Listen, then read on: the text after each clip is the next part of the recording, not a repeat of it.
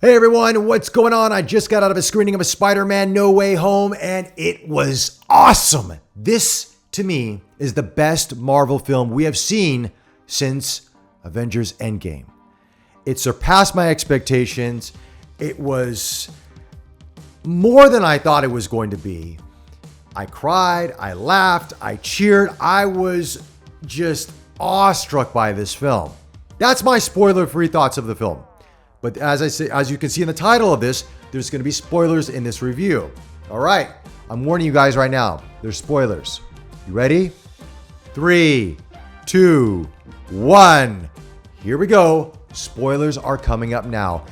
Everything that we thought was going to be this movie based on the rumors is in this movie. All three Spider-Man, Tobey Maguire, Andrew Garfield, Tom Holland together in multiple scenes. Not just one scene, but in many scenes. All the villains, of course, Goblin, Sandman, Electro, Lizard, Doc Ock are there. They are integral parts of this film. Charlie Cox is Matt Murdock. He is Peter Parker's lawyer. Yes, I'm a huge fan of the Netflix series, and it is so great to see him back. I cannot wait to see what they do with him, of course, because you gotta have Spider-Man and Daredevil team up. You gotta have it. I mean, just like the comics, it'll be an awesome pairing. But that is the consensus of the spoilers. Now let's talk about a little bit about the storyline. What you see in the trailers is pretty much the first part of the film. Peter Parker dealing with the fallout of people knowing who he is. Some people think he's still a hero. Some people think he's a murderer. There's very polar opposites going on in the community and around the world.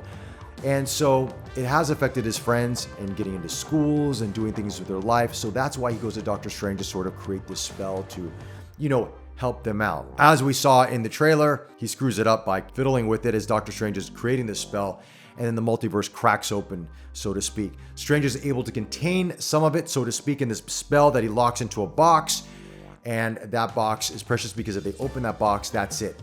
Everything goes haywire and you don't know what's going to happen. So that's really sort of the crux of the beginning of this film. Now, along the way, of course, as we saw in the trailers, Doc Ock comes into play, the Goblin's there, and Peter Parker, for some reason, this is one of the more frustrating things about his character, the way it's portrayed in the last three films. He wears these rose-colored glasses on all the time.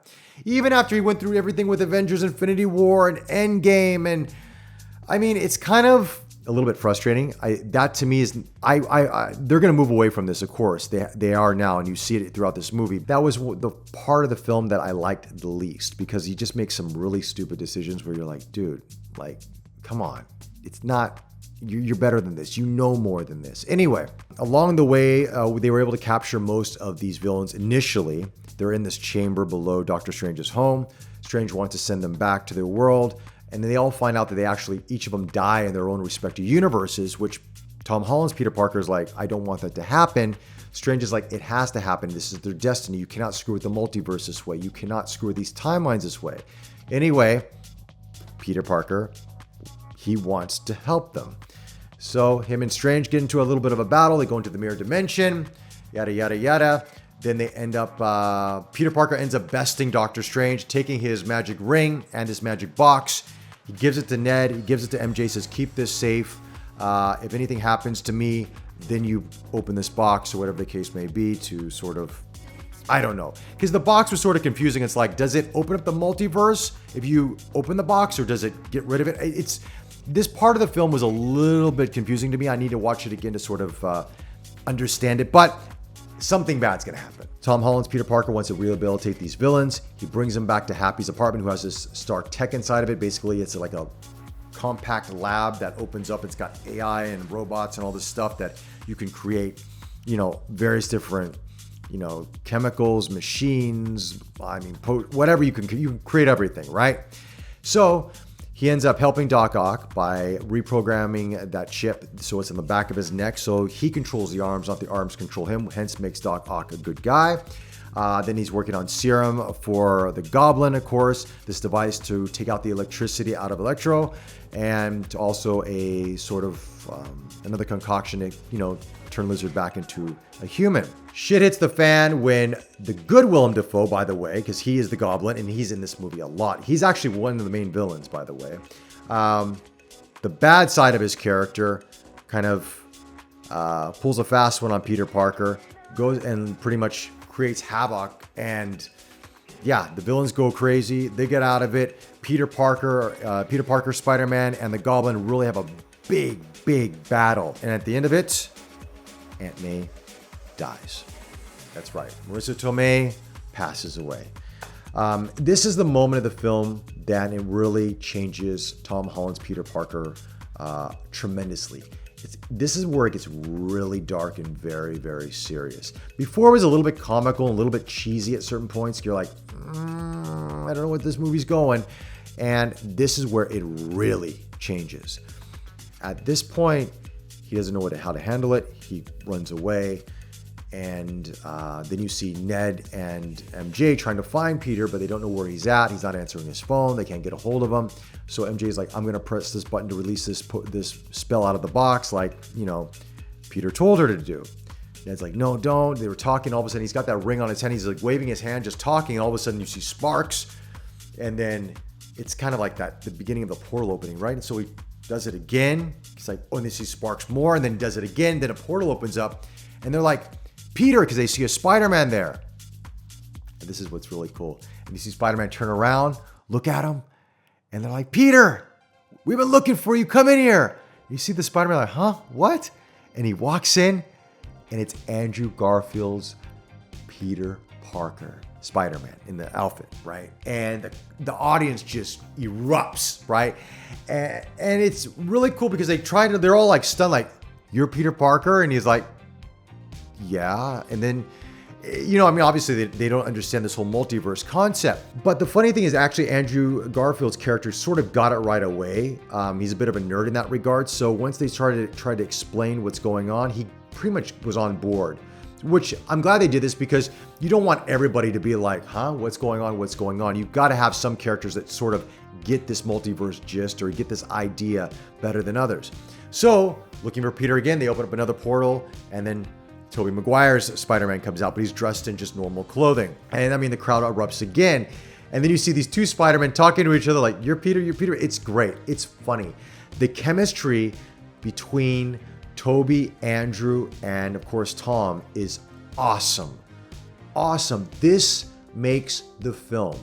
It really does. Everybody else takes a back seat to these three guys. It was just so cool to see. Anyway, so they still can't find their Peter Parker. Then I think it was Andrew Garfield said, hey, is there a place that he likes to go when he, things are tough or when he needs to think? And then MJ's like, yes, I know a place. It's the rooftop they always go to. They end up meeting him. And of course, Tom Holland's Peter Parker's full of revenge and hatred and anger, and he wants to kill the Goblin. And he's, and the other two Peter Parkers are like, look, we know what you're going through. He's like, you don't know, you don't get it. And then they really have this, it's a beautiful scene. It's just, it really touches your heart because Andrew Garfield is so good.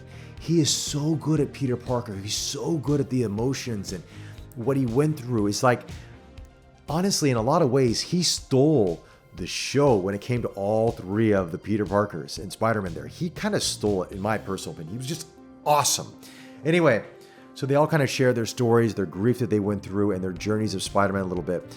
And, we're able to sort of find that common ground. So they want to rehabilitate the villains. And the way they do this, of course, is through serums and, devices to sort of, take those powers away from them to make them normal again, make them human again.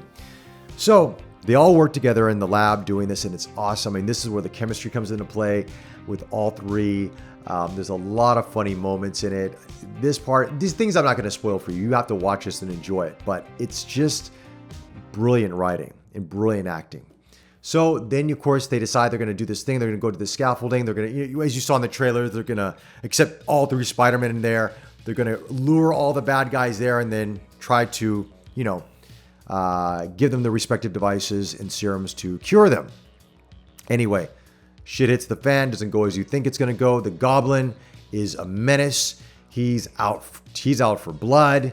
And they can't seem to they can't seem to work together because they've never worked together before.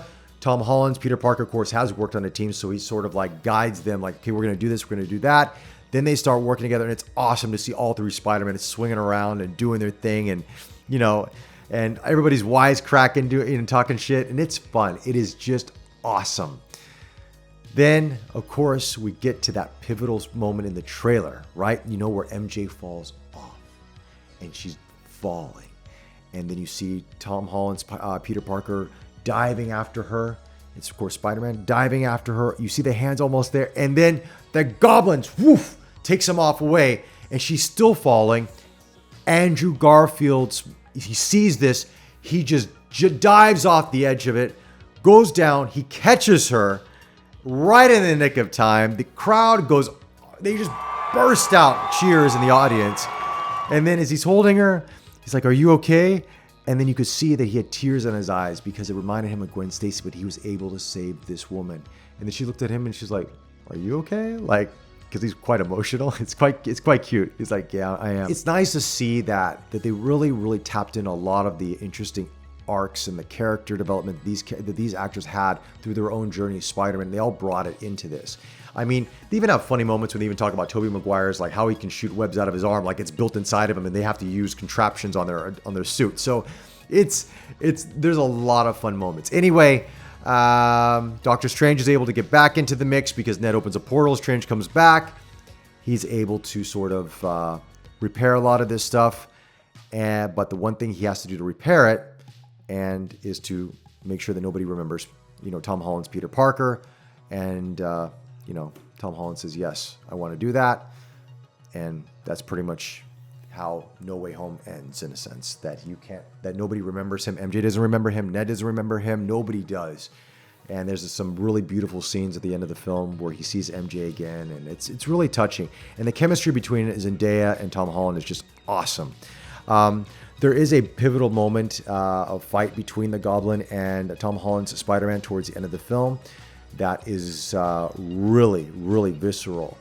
But he learned something along the way in that fight. And it's the way they did it is awesome because you think it's going to go one way and it goes somewhere different, but yet didn't quite go there. I don't want to give too much. I don't want to give that portion of the movie away. This movie's got so much heart, so much humor.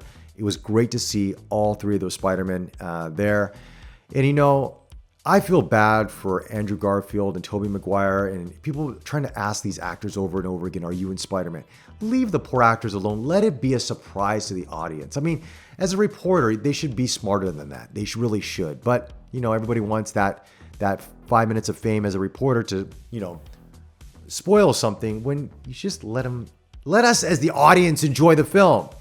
As I'm telling you a spoiler-filled review. Anyway, that's because I'm warning you in advance. Anyway, those are my thoughts on Spider-Man. I loved it. I absolutely loved it. There are some things I haven't told you in this, some really touching moments, some great moments, but I'm just amazing. And by the way, there's 2 post-credit scenes. One of them is to do with Venom. The other one has nothing to do with Spider-Man. It is sort of a trailer to the Doctor Strange movie, the Multitude of Madness, and the other is about Doctor Strange 2. That's all I'm going to say. Anyway, that's it. Let me know your thoughts in the comments section below if you watched this video. If you want to ask me questions, I'll answer them for you. Thank you so much. Watch this movie. It's awesome. And I can't wait to see it again. Anyway, take care. Stay safe. I'll chat to you soon. Bye.